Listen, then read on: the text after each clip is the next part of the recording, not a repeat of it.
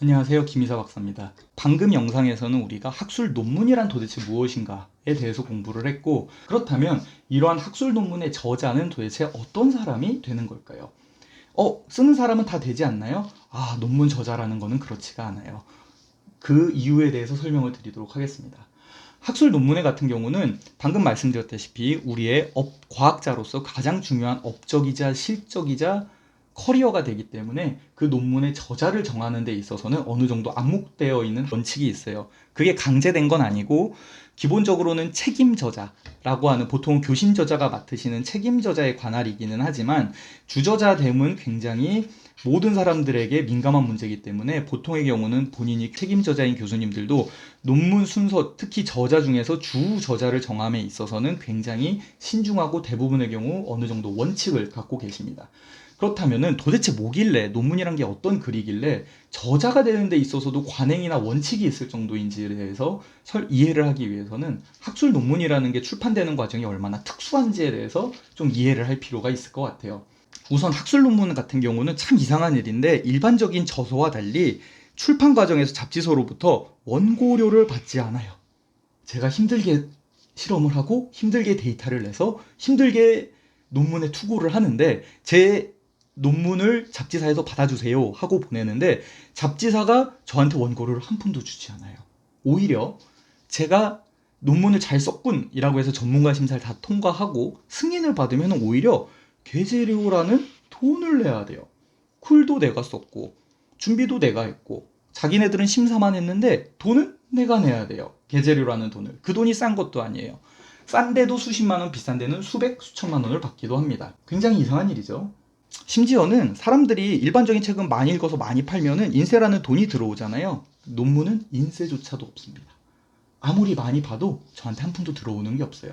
그럼 도대체 글을 내가 돈을 내고 실어야 되고 많은 사람들이 읽었다고 해서 인세가 들어오지도 않아요. 도대체 이런 글을 왜 잘 쓰고 목숨을 걸려고 하는 거죠? 그것은 바로 논문이라고 하는 것이 과학의 진보를 위해서 중요하다는 중요한 이론적인 부분뿐만이 아니고 과학자에게 있어서, 한 사람의 과학자에게 있어서 가장 중요한 업적이자 실적이기 때문입니다. 마치 회사에서 돈을 투자하고 인력을 써가면서 프로젝트를 하는 거랑 비슷한 거예요. 이게 끝나면 나는 프로젝트를 하나 완료하는 거고, 저자는 그 프로젝트로 인해서 생기는 부가가치, 예를 들어 지분을 나눠 갖는다든지 수익을 나눠 갖는다든지 인센티브를 받는다든지 하는 사람들이 논문의 저자가 되는 겁니다. 그렇다면은 지금 돈이 하나도 안 된다고 했잖아요. 그럼 도대체 이 논문을 쓴 저자들과, 특히나 논문을 가장 많이 쓴 사람, 마치 프로젝트로 치자면은 프로젝트 매니저 혹은 프로젝트 책임자쯤 되는 사람은 도대체 무엇을 받을 수 있기 때문에 이렇게 주저자가 되려고 노력을 할까요? 그거는 바로 뭐냐면은 학교마다 인센티브를 주기도 합니다. 아무것도 안 주기도 하고, 그건 완전 케이스 바이 케이스라서 케바케라서 제가 확실히 말씀드리기는 어렵지만, 과학자에게 논문의 저자가 됐을 때 가장 중요한 건 뭐냐면은 바로 학계의 인정, 크레딧이라고 하는 겁니다. 회사를 가려면은 내가 완성한 책임 프로젝트들이 많으면 유리하겠죠.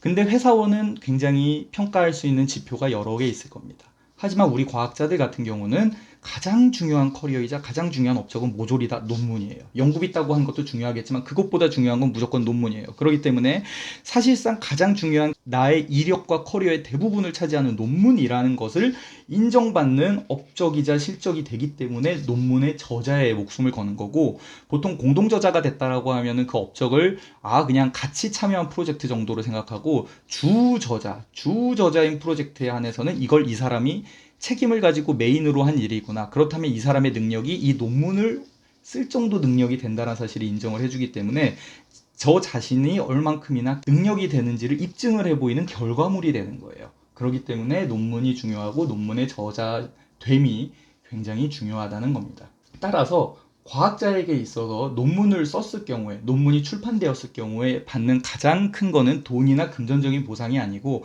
학계의 인정과 저의 커리어고, 그걸 이용해서 다른 회사를 잡거나 더 좋은 연구를 할 수 있게 되는 거고요. 그렇기 때문에 논문의 기여도를 평가하는 것이 뭐냐면은, 기여도를 반영하여 책정되는 것이 바로 특허 같은 경우는 지분 같은 게 될 수가 있을 거고, 프로젝트 같은 경우는 인센티브가 될 수가 있을 텐데, 논문의 기여도는 오로지 저자로서의 순서에 따라 부여를 해줍니다. 앞쪽에 있는 사람일수록 이 논문에 기여를 많이 한 사람입니다.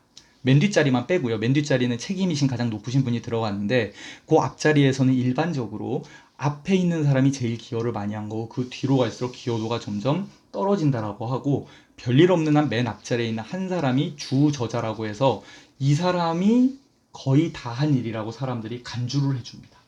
그렇기 때문에 이러한 저자됨은 과학자가 받을 수 있는 가장 큰 보상이고요. 그러자 업적이고요. 그렇기 때문에 연구라는 게 굉장히 힘들어요. 제가 생각한 대로 데이터가 안 나올 때도 많고 논문 쓰는 것도 공부도 많이 해야 되고 맨날 새로운 논문 나와서 또 바뀌고 쓰기 굉장히 힘들어요. 그럼에도 불구하고 이러한 박봉과 힘든 일과 노력을 하면서까지 견디면서 연구에 매달려서 논문을 죽어라고 써내는 겁니다.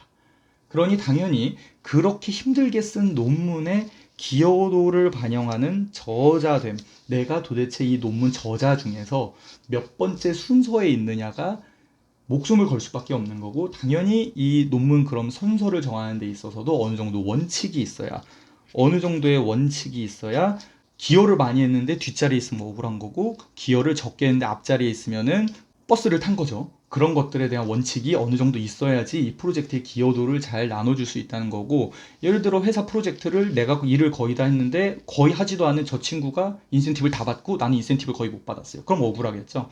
이게 바로 내가 일은 많이 했는데 저자가 뒷자리에 있거나 아니면 주저자에서 밀리거나 하는 게 바로 그러한 경우에 해당이 되는 겁니다.